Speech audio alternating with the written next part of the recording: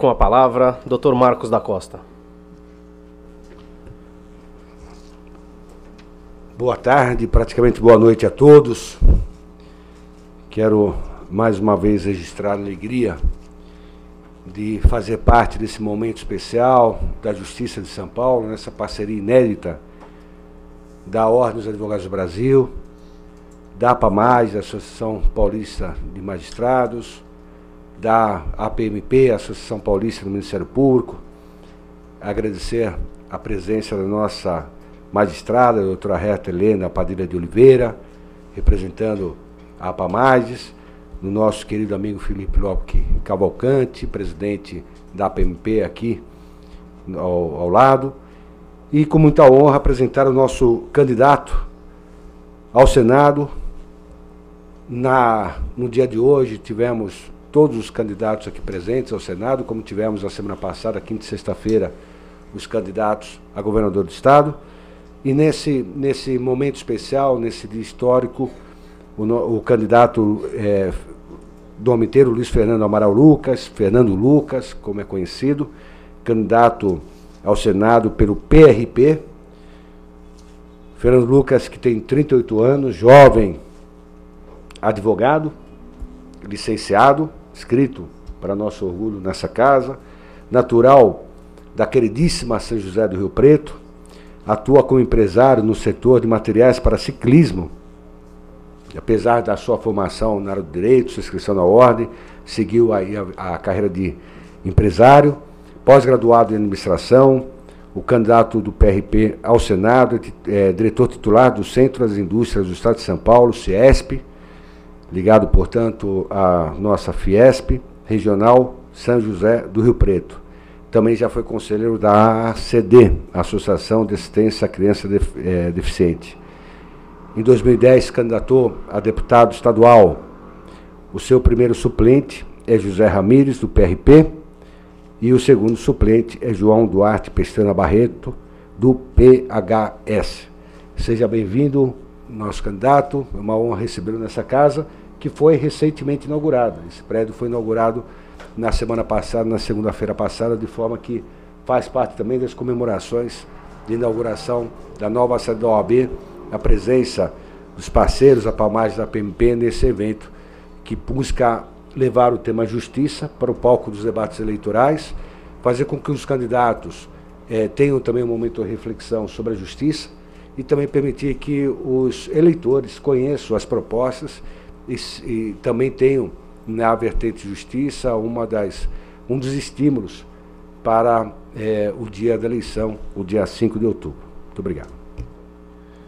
Candidato Fernando Lucas, o senhor terá 20 minutos sem tolerância para falar sobre os seguintes assuntos: a indispensabilidade do advogado para a justiça, democratização do Poder Judiciário e do Ministério Público, eleições diretas, autonomia orçamentária, precatórios, litigiosidade do poder público, sistema carcerário e justiça estadual e o pacto federativo. O senhor será avisado quando faltarem 2 minutos para o término de sua exposição. Após os 20 minutos para falar sobre a pauta proposta, o senhor terá mais 5 minutos para suas considerações finais sobre temas de livre escolha. Mais uma vez, o senhor será avisado quando faltar 1 minuto para o término de sua fala. Nós informamos que durante toda a explanação do candidato não será permitida a manifestação da plateia. Não haverá perguntas e nem debates. Ao final da apresentação, o candidato concederá uma entrevista ao vivo e exclusiva, transmitida pelos sites da OAB, APAMAGES e APMP. Candidato Fernando Lucas, convido a vir aqui à tribuna. O senhor tem 20 minutos a partir de agora para apresentar suas propostas, atendo-se exclusivamente aos temas da pauta.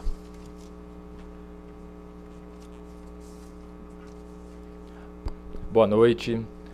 Com muita honra estou aqui nessa casa, nessa tribuna, e antes de efetivamente entrar no tema, conforme as regras e o convite, eu quero apenas externar minha gratidão e dar os meus parabéns, não apenas pela nova casa, mas em especial pela promoção da democracia, pela promoção em caráter igualitário e aberto, assim como deveria ser. Infelizmente, a nossa legislação eleitoral tem privilegiado aqueles que têm mais tempo de televisão. As pesquisas mostram uma intenção de voto, no caso do Senado, que está estritamente ligada ao recall, a quanto que os candidatos são conhecidos, e, na minha opinião, e crença. O nosso país vai deixar de ser o país do futuro para se tornar o país do presente quando a nossa população, cada um de nós, estiver mais consciente sobre o nosso papel na cidadania política.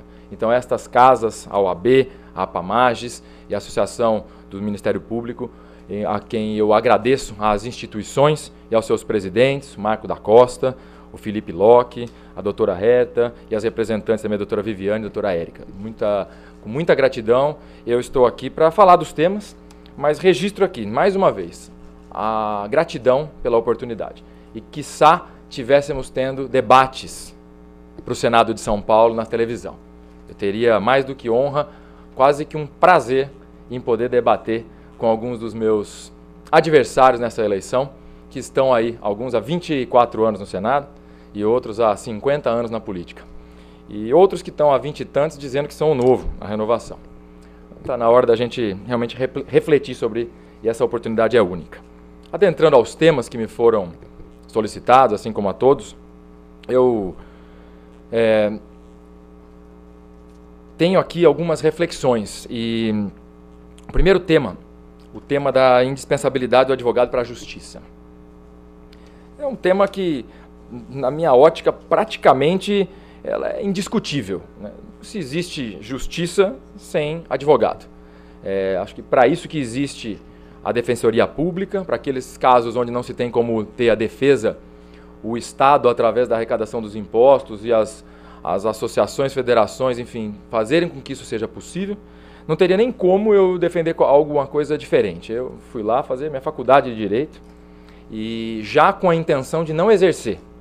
Então eu não tomei a decisão de fazer Direito e depois resolvi mudar de rumo. Na primeira aula, quando eu fui perguntado o que cada um ia fazer, tinha metade da sala que levantava a mão dizendo que ia prestar concurso, metade da sala que advogar. E um que disse que ia seguir a carreira empresarial. E o professor perguntou, mas por que você está fazendo aqui então? Justamente isso. Estudar as leis, estudar os direitos para que a gente possa... Porque eu acredito na função do advogado. E eu quero poder entender do assunto quando eu for tratar, seja na área empresarial, seja na minha vida como cidadão, seja nos meus anseios de contribuir com a melhora da legislação e do futuro e da política na polis com ética para o meu amado país. Então, essa questão da indispensabilidade do advogado para a justiça para mim é uma causa pétrea e que até me surpreendeu essa primeira pergunta e eu fico até curioso de saber que discussão que é essa que anda tendo no meio dos defensores da justiça e dos agentes da justiça e por que desse questionamento. Mas, então, para mim, esse é um assunto que dispensa entrar em detalhes, dispensa a gente...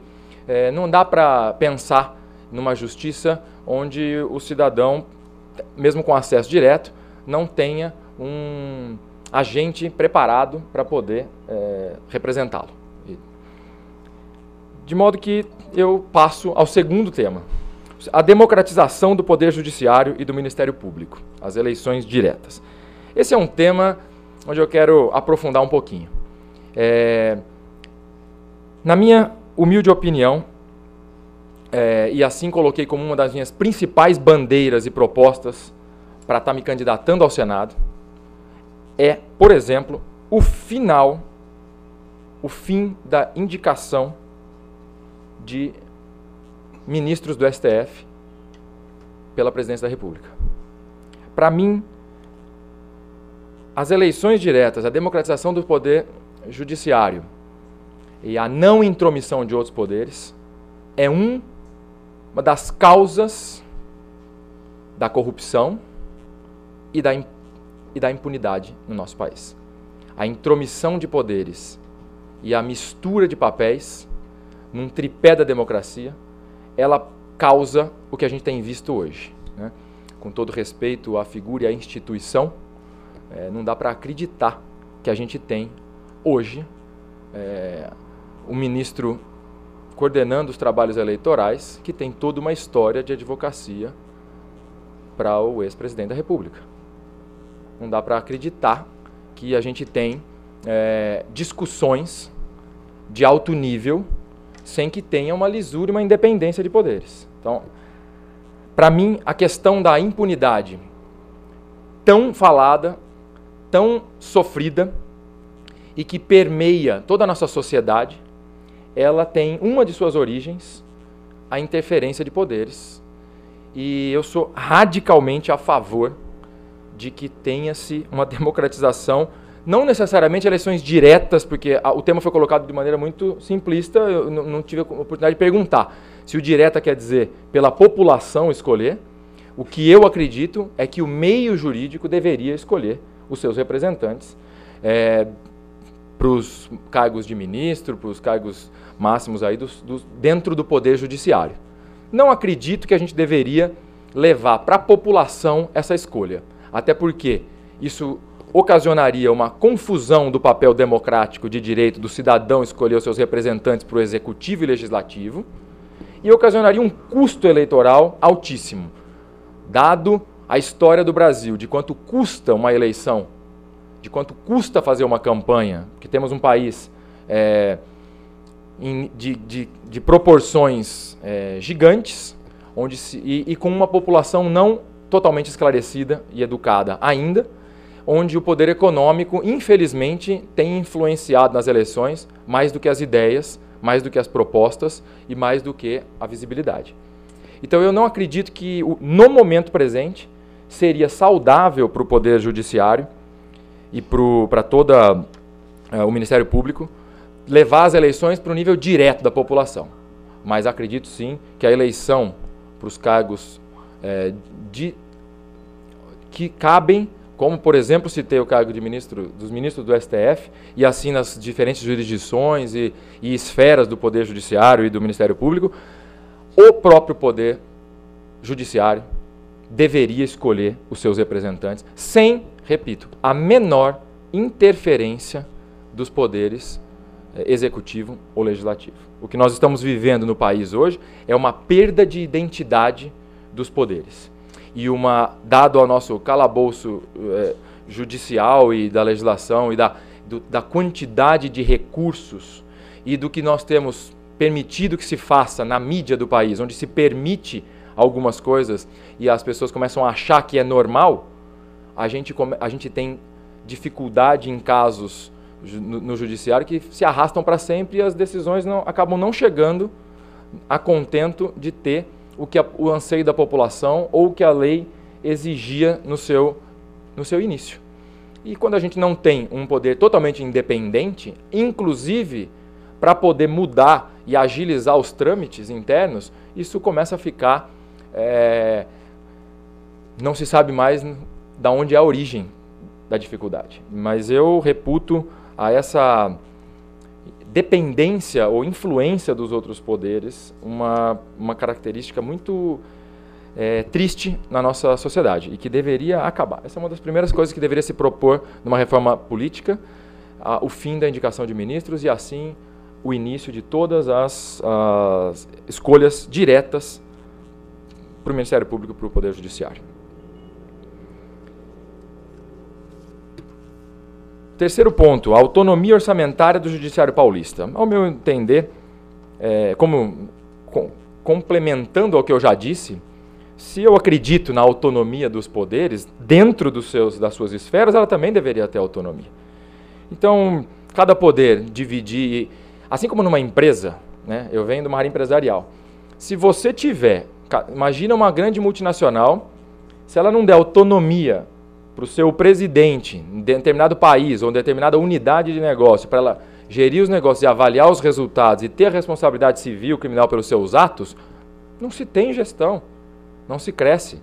Se tiver uma dependência de algum outro órgão ou uma burocracia muito grande para fazer as coisas acontecerem, acaba acontecendo como a gente tem visto na nossa sociedade, onde a forma acaba ultrapassando o conteúdo, onde a burocracia se torna mais cara, mais custosa e mais lenta do que o próprio fim, em todos os aspectos. Um dia eu li um estudo de que a SUDENE, a Superintendência de Desenvolvimento do Nordeste, gastava 75% do seu orçamento com custeio de funcionário, propaganda, só 25% e custo operacional. só 25% dos recursos da Sudene iriam para atividade fim, que era acabar com a seca no Nordeste. E desses 25% ainda com obras superfaturadas, com lentidão, com coisa que não terminava. Então, quando a gente começar a entender que o Estado brasileiro, e assim o Poder Judiciário como um dos poderes, tem que ser mais eficiente e mais ágil, a gente vai administrar o país, os poderes, como a gente deveria administrar as nossas casas. Se a gente gastar mais do que recebe, ou gastar na frente, a gente tem problema no final do mês. E então, gestão de orçamento tem que ser responsabilidade de cada um. Eu estou ensinando meu filho de 8 anos a cuidar do seu dinheiro. Outro dia ele me pediu mesada, eu falei, legal, aumenta a sua mesada, eu vou te dar uma mesada. Quanto você quer ganhar de mesada? Ele falou que ele achava o maior dinheiro do mundo, R$20. Eu falei, tá bom, meu filho, R$20, eu posso lhe dar de mesada sim. Aí ele brilhou os olhinhos, né, e sorriu. Eu falei assim, só que o que você vai fazer para ganhar esses R$20? Aí ele ficou me olhando. Eu falei, porque dinheiro a gente tem que trabalhar para ganhar, né? Fim das contas, estava lá, eu e meu filho num sábado lavando o carro, para ele ganhar os R$20 dele. E aí ele queria gastar naquela tarde mesmo no shopping. Eu falei, filho, se você gastar isso agora, você vai ter que lavar outro carro. Você está querendo lavar outro carro hoje para você ganhar o dinheiro que você queria para comprar, sei lá o quê? É, papai, melhor eu pensar bem se eu vou gastar esses R$20. Se a gente não ensina em casa, e se a gente não ensina nos poderes, no Estado, na União, como cuidar do nosso orçamento e dar a responsabilidade. Meu pai me ensinou assim, você pode tudo, desde que você seja responsável pelos seus atos.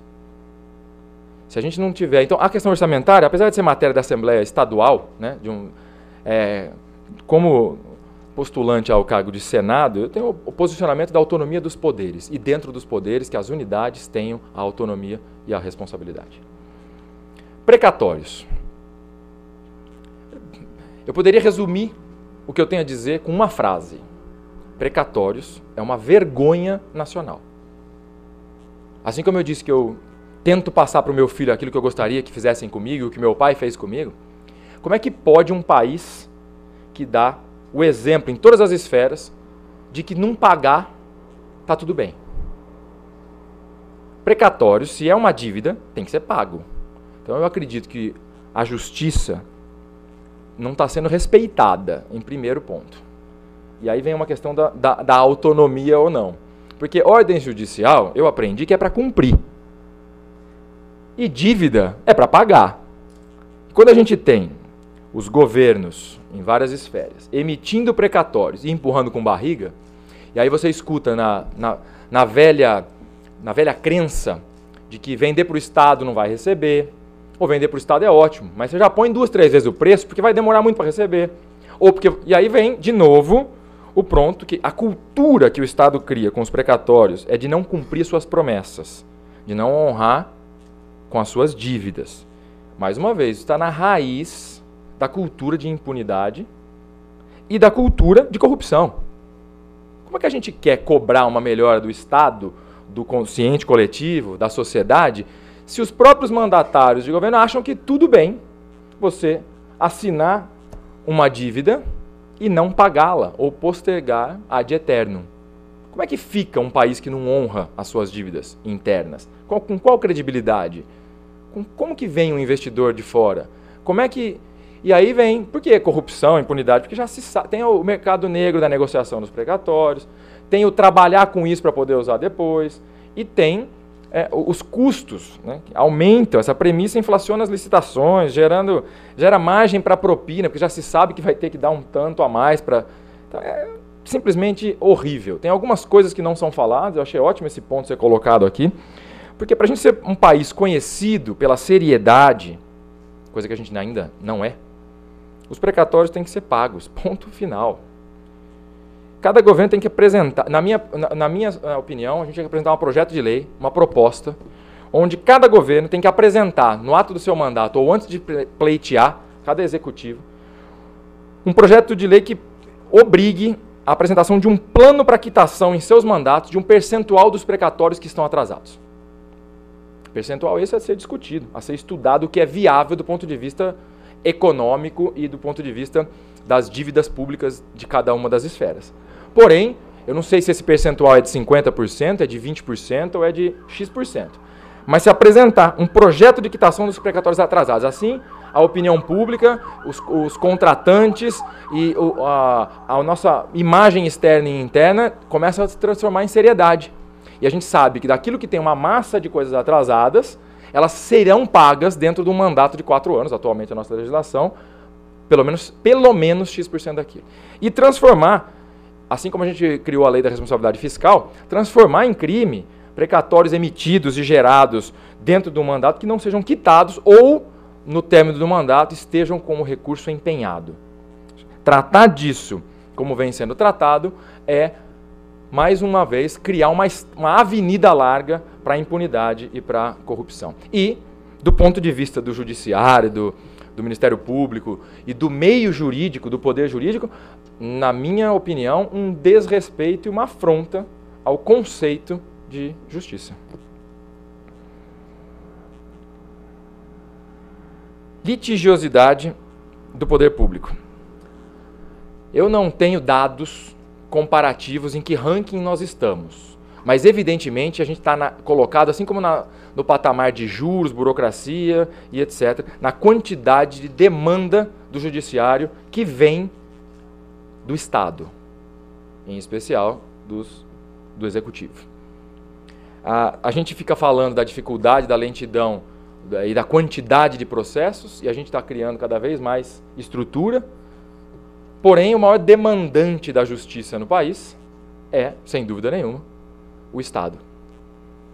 E o próprio Estado deveria trabalhar, primeiro, para não gerar tanta demanda, com processos claros estabelecidos do que é possível resolver, do que é possível fazer acordos, e criar indicadores para o Estado de eficiência, porque é muito fácil jogar para o judiciário coisas que não se querem resolver, ou coisas que querem postergar a solução, porque é conveniente a alguns.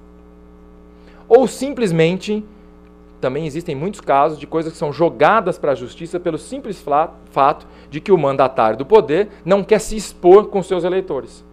Então joga para a justiça e deixa lá. A quantidade de demanda que o Estado faz para o Poder Judiciário é uma coisa absurda. E, além disso,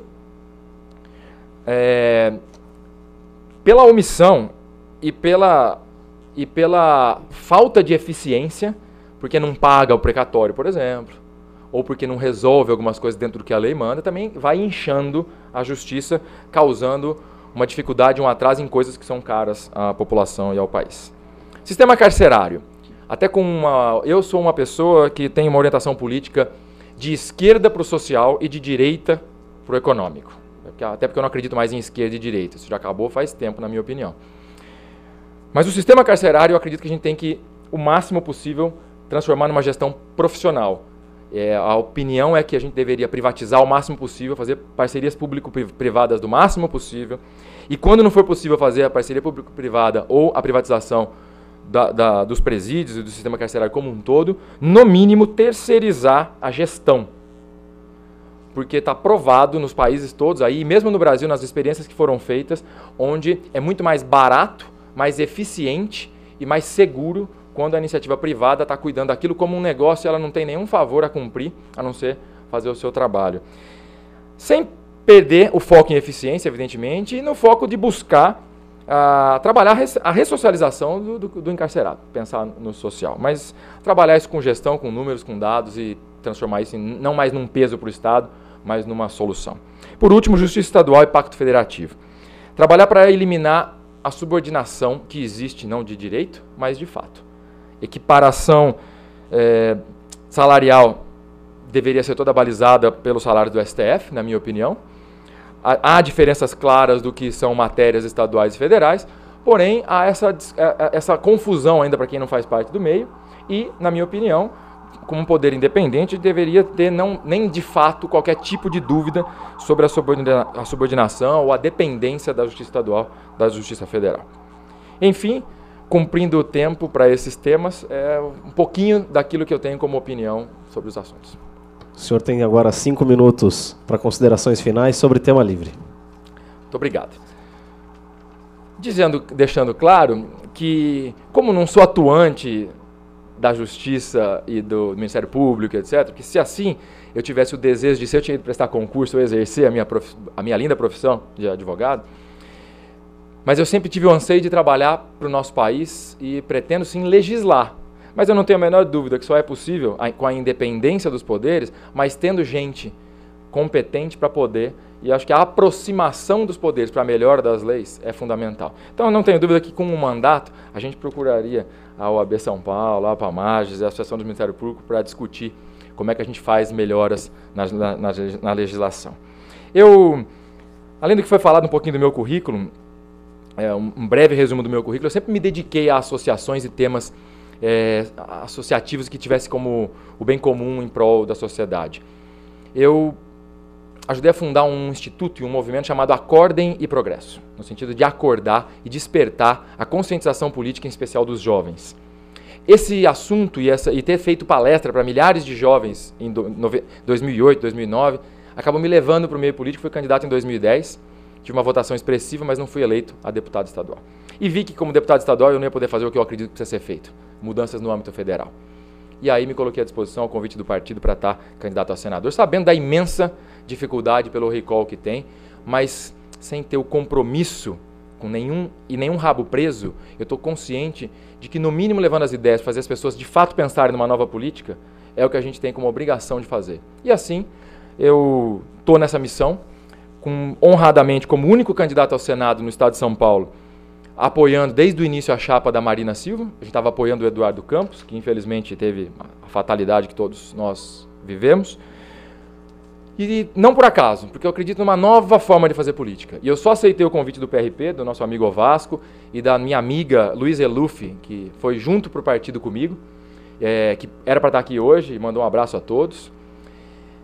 Porque desde sempre era um claro posicionamento de que a gente não estaria vinculado a nenhum dos dois partidos que têm revezado na política nos últimos 20 anos, o PT e o PSDB. Então, assim, eu não aceitei cargo de secretário, eu não quis ser candidato a vereador em São José do Rio Preto, eu saí nas pesquisas para prefeito e eu não quis ser candidato, porque eu acredito que a gente tem que trabalhar para realmente chegar onde a gente possa transformar o país. E sem ter rabo preso, sem depender da política, eu acredito que um dia, e se eu tiver que contar com o voto daqueles que estão nos vendo, eu vou chegar a poder trabalhar para resolver os problemas do Brasil e não mais fazer como a classe política tem feito, que é viver dos problemas do Brasil. Eu me coloco aqui à disposição para falar de mais um tema que eu reputo como da mais importante e da mais grandiosa prioridade para o país, que é simplificar o nosso Estado, simplificar o sistema tributário, simplificar como é que as coisas são feitas. Hoje a gente tem uma legislação enorme, uma questão tributária enorme, uma burocracia que nos coloca há 50, 100 anos atrás dos países que estão muito mais desenvolvidos do ponto de vista social, democrático, econômico, enfim, e que estão vivendo numa saúde plena da sua sociedade, onde tem as pessoas felizes. Aqui nós estamos vivendo uma guerra civil. Na minha opinião, eu escrevi um artigo uns meses atrás, foi publicado com o seguinte tema: o Brasil faliu. Na minha opinião, nós estamos vivendo uma guerra civil, num país falido e que está vivendo, falido moralmente, socialmente, economicamente, e nós estamos, todo mundo correndo atrás do rabo. Está na hora da gente repensar, e repensar significa trabalhar com o novo, trabalhar com uma nova forma de fazer política, e trabalhar para que a gente possa, de fato, construir no presente o país do presente e não mais o Brasil, o país do futuro, que nunca chega, eu escuto desde quando eu sou adolescente. Eu quero me colocar à disposição, tendo como base e pilar da minha história pública e daquilo que eu acredito e defendo, e do meu partido que me convidou para estar lá dentro da mesma linha, de buscar o PIB, o FIB, a felicidade interna bruta mais do que o PIB, mas e buscar recolocar a palavra amor na nossa bandeira nacional. E finalizo dizendo isso, um conceito da filosofia iluminista, o Augusto Comte, que colocou o tripé de amor como base, a ordem como meio e o progresso como consequência. Na época que fizemos a colocação da frase em nossa bandeira nacional, alguém disse lá que esse negócio de amor não era muito, era coisa de pessoas mais fraquinhas, mais feminilizadas. Então eu digo que está na hora da gente trazer essa força feminina, sim, agradecendo aqui a representante das mulheres, para colocar o amor na nossa bandeira nacional. Apenas como um mote, um simbolismo de que a gente está faltando a esse país o amor como base. O amor à pátria, o amor ao próximo, o amor ao recurso público e amor a que a gente possa respeitar e realmente admirar o nosso Estado, o nosso governo, as nossas instituições. Muito obrigado.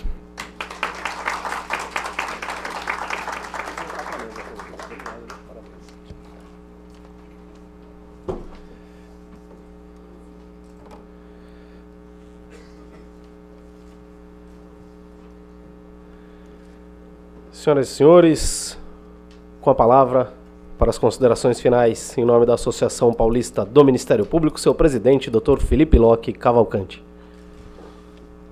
É com muita honra que encerramos esse ciclo virtuoso de debates, iniciado semana passada com a apresentação dos candidatos ao governo do Estado de São Paulo, no qual vieram todos os candidatos, e hoje o encerramos nesta quinta-feira com a presença de todos os candidatos. Todos os candidatos ao Senado foram convidados e tivemos 7 deles aqui presentes, encerrando hoje com o Luiz Fernando. Tivemos, portanto, uma jornada de pleno êxito. Eu gostaria, em nome da Associação Paulista do Ministério Público, mais do que agradecer ao Luiz Fernando pela sua exposição, agradecer, sobretudo, ao Marcos da Costa pela cessão do espaço e ao Jaime de Oliveira, aqui representado pela Herta de Oliveira, a APAMAGES, pela união. Foi a união das 3 entidades que permitiu a realização desse ciclo virtuoso de debates. Então, em nome da Associação Paulista do Ministério Público, eu gostaria de agradecer especialmente as 2 entidades co-irmãs pela realização deste êxito e não tenho dúvida alguma de que essa iniciativa pioneira de estarmos juntos debatendo o futuro do país será uma de muitas iniciativas, pois a parceria feita com o Marcos da Costa e o Jaime de Oliveira, ou seja, a PMP, OAB, a PMP, a APAMAGES, nós 3, é uma parceria perene e que demonstra cada vez mais a necessidade de união entre advogados, juízes e promotores. Eu tenho certeza que desta união só há um vitorioso, a sociedade paulista. Tenho certeza que a sociedade hoje terá uma justiça melhor do que teve até ontem, pois quando os seus principais atores estão preocupados com a solução dos conflitos, com a melhora dos serviços, certamente isto pode acontecer. Portanto, em nome da Associação Paulista do Ministério Público, gostaria não só de agradecer ao Luiz Fernando, como a todos os senadores candidatos ao Senado que aqui estiveram hoje, mas, sobretudo, agradecer às demais entidades pelo pleno êxito deste debate. E, sem mais delongas, passo a palavra ao mestre de cerimônia para as considerações finais das demais entidades. Muito obrigado. Passamos, então, a palavra à doutora Herta Helena Padilha de Oliveira, diretora do Departamento Feminino da APAMAGES, que falará, então, pelaquela instituição. Eu gostaria de agradecer ao candidato Fernando Lucas pela sua exposição, por ter aceito o nosso convite em participar desse evento, assim como agradeço a todos os candidatos que aqui estiveram, que atenderam o nosso chamado para a discussão de uma questão que nos é tão cara, assim como é cara a toda a população, a justiça. Agradeço ao nosso presidente Marcos da Costa, que nos recebeu durante todos esses dias de encontro, de uma forma tão carinhosa, posso dizer, pelo acolhimento que todos nós tivemos. E agradecemos ao Felipe Locke também, presidente da Associação Paulista do Ministério Público, pela participação e, acima de tudo, pelo compromisso que nós aqui demonstramos, as 3 instituições, a Associação Paulista dos Magistrados, que aqui no momento represento em nome do seu presidente, Dr. Jaime de Oliveira, a Ordem dos Advogados e a Associação Paulista do Ministério Público. Esse encontro demonstra que, acima de qualquer eventual pequena divergência que possa existir entre os nossos pontos de vista institucionais, nós estamos unidos por uma causa que é muito maior, que é a causa da justiça. E tenho plena convicção que esse encontro serviu para que nós tivéssemos conhecimento de como pensam os candidatos. E assim, no dia da eleição, nós todos possamos exercer o nosso direito de voto como uma opção livre, mas acima de tudo uma opção consciente, dentro daquilo que nós ouvimos e do que consideramos que é relevante para as nossas instituições. Então, uma vez mais, eu agradeço e agradeço a presença de todos que nos acompanharam até agora e retorno a palavra ao nosso mestre. Para suas considerações finais, em nome da Ordem dos Advogados do Brasil, Seção São Paulo, com a palavra nosso anfitrião, Dr. Marcos da Costa. Palavra de agradecimento ao candidato Fernando Lucas, pela presença, nos honrou muito, pela exposição que fez.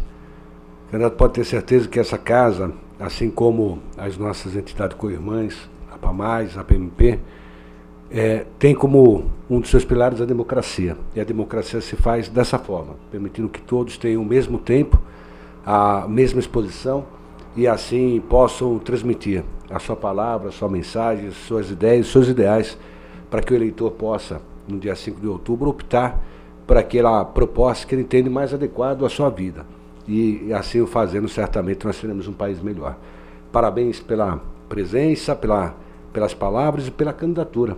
Insisto, um jovem que vem aí também somar no que diz respeito às práticas políticas desse país. Renovar os agradecimentos à PAMAGES e à Associação Paulista do Ministério Público, a PAMAGES da nossa querida amiga, a nossa magistrada Herta, e também pelo nosso presidente Jaime, a Associação Paulista do Ministério Público pelo querido presidente Felipe, agradecer àqueles que colaboraram com a organização, pelas 3 entidades, promovendo os encontros com os candidatos, organizando esse dia de evento, aos candidatos ao governador, a governo e a Senado que estiveram aqui durante esses dias, mas especialmente agradecer a todos que aqui compareceram e aqueles que puderam nos acompanhar pelas transmissões ao vivo, pela internet, nos sites das 3 entidades e também, a partir de agora, à disposição dos vídeos que estarão, tenho absoluta certeza, servindo para que o cidadão tenha conhecimento das propostas e saiba que esse tema justiça é tão caro para todos nós. Justiça que é a base da cidadania, justiça que é a base de qualquer democracia. Com isso, esperamos ter dado a nossa contribuição às 3 entidades irmanadas nesse propósito, dando contribuição para que tenhamos, a partir do dia 5 de outubro, um país e um Estado ainda melhor. Muito obrigado a todos. Encerrando o dia do ciclo de exposições dos candidatos ao Senado por São Paulo, ao meu lado o candidato Fernando Lucas, do PRP. Obrigada pela presença, candidato. Caso eleito, como o senhor pretende tratar os projetos do Ministério Público no Congresso? Muito obrigado, primeiro, pela oportunidade, parabenizando as entidades, a OAB, a PAMAGES e a Associação do Ministério Público pela oportunidade de democratizar o debate para senador. Se eleito, primeiro que a gente vai trabalhar em conjunto com o Ministério Público, com todas as associações citadas, porque quem entende do assunto são as associações. Eu, como advogado de formação, sei da importância das instituições jurídicas. E eu, como cidadão, sei da importância da justiça como cidadania, como democracia.